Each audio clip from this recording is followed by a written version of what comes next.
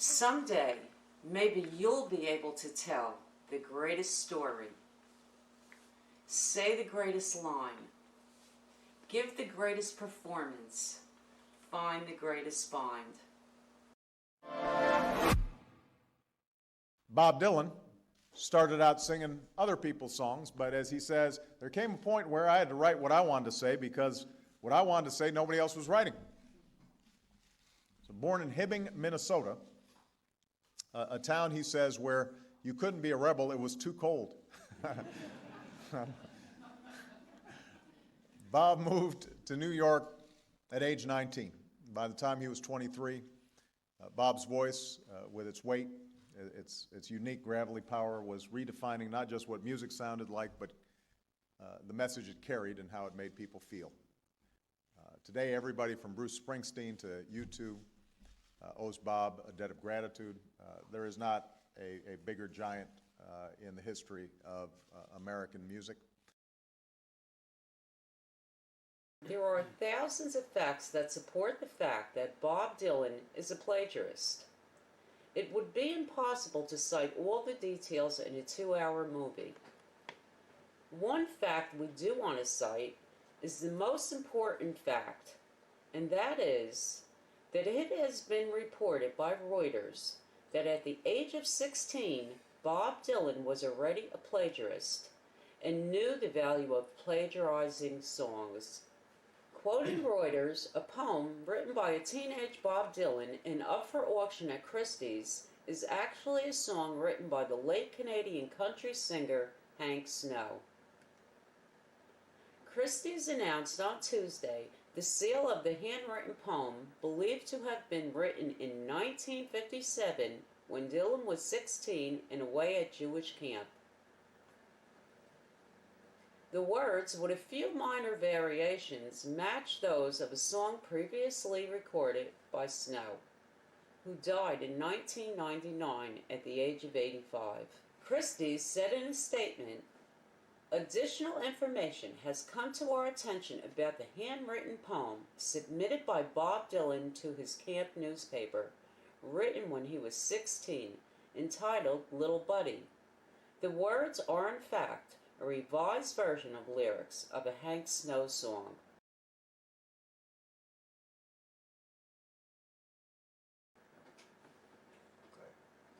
In 1996, James Damiano posted the findings of his lawsuit against Bob Dylan on the internet and received over 8 million hits. It was at this time that Bob Dylan's musical works were called into question, and the origin of his songs started to be scrutinized by critics.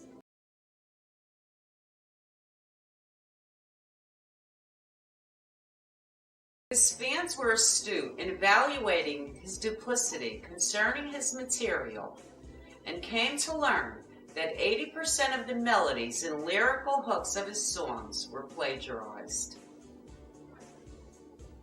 These songs included "Blowing in the Wind," "Like a Rolling Stone," "The Times Are A-Changin'," "Hard Rain's Gonna Fall," "Knocking on Heaven's Door," "Rita Mae," and many more, including his Grammy-nominated hit, "Dignity."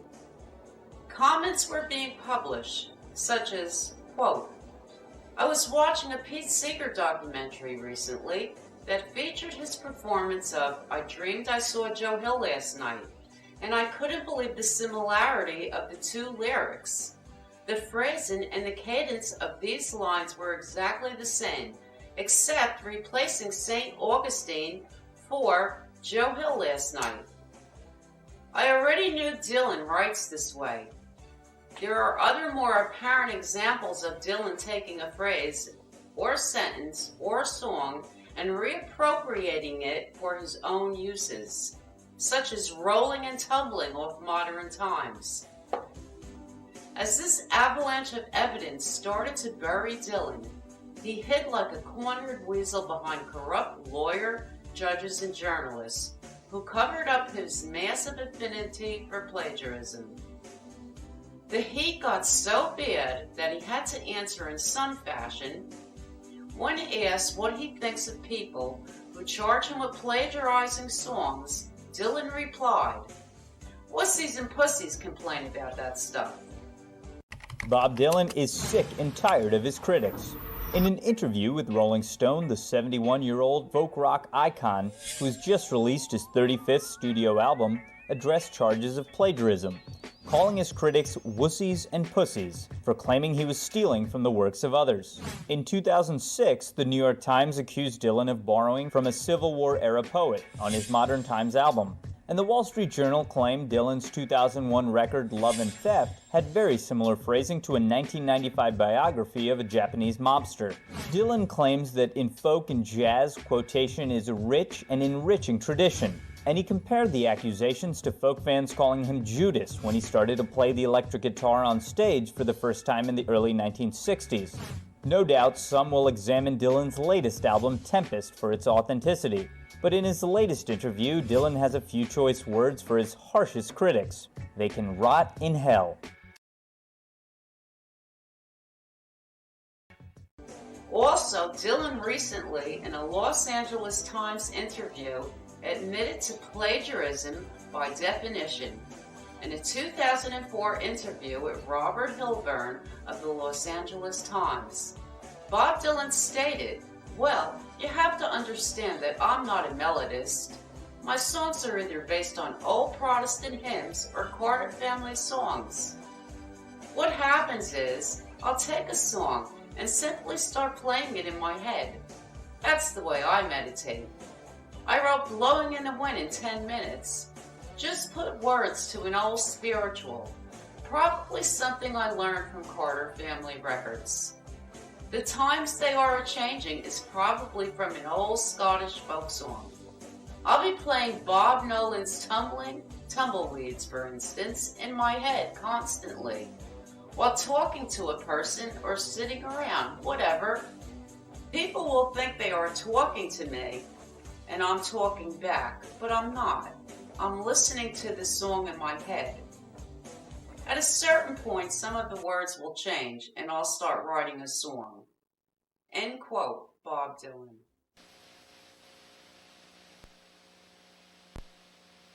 This is the videotape deposition of Elliot Mintz in the matter of Damiano versus Sony Music and Bob Dylan. Have you ever lied to Mr. Damiano? Yes.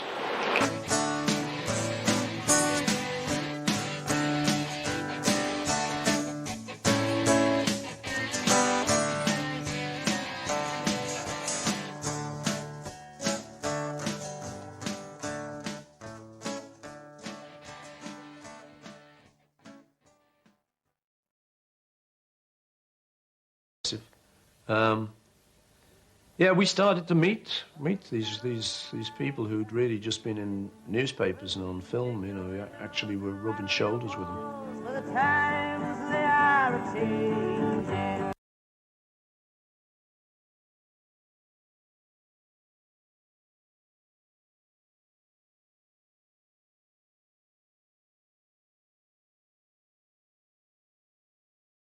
He was one of them. He was our idol. Bob was our hero. Not an idol, but we just heard his record. As I said, we listened to his album and it really gave us a buzz, and we played it constantly over and over and over again. I mean, I heard of Bob through John. He'd played the records to me, and it was just great. I think it was freewheeling. We love Bob Dylan. Oh, what did you see, my blue-eyed son? And what did you see, my darling young one? Son newborn baby with wild wolves all around it. So highway of dark. Thanks, Bruce. That's great. Many times, but on those occasions when he would ask me, could I pass on something to Mr. Dylan, I may have said to him, I'll try and pass it along, or words to that effect.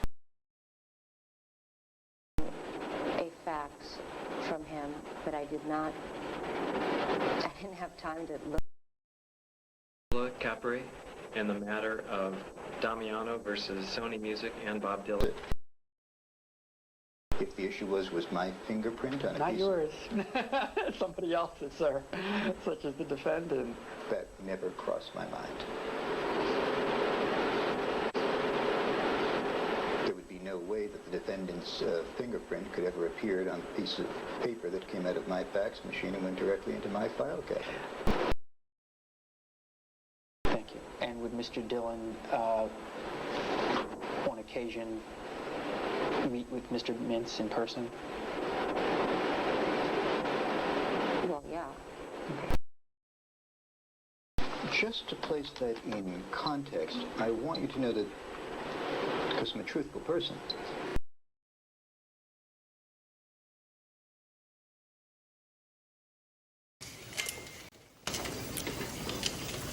the criticism that you've received for more or less leaving folk music for folk rock hasn't seemed to bother you very much. Do you think you'll stick with folk rock, or are you going on into more writing?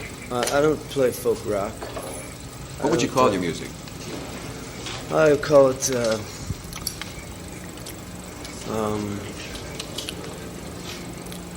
I like to think of it more in terms of vision music. It's mathematical music. Would you say that the words were more important than the music? The words are just as important as the music. There would be no music without the words. Which do you do first, ordinarily? The words. Do you think there will ever be a time when you will paint or sculpt? Oh, yes. Oh, sure. Do you think there'll ever be a time when you'll be hung as a thief?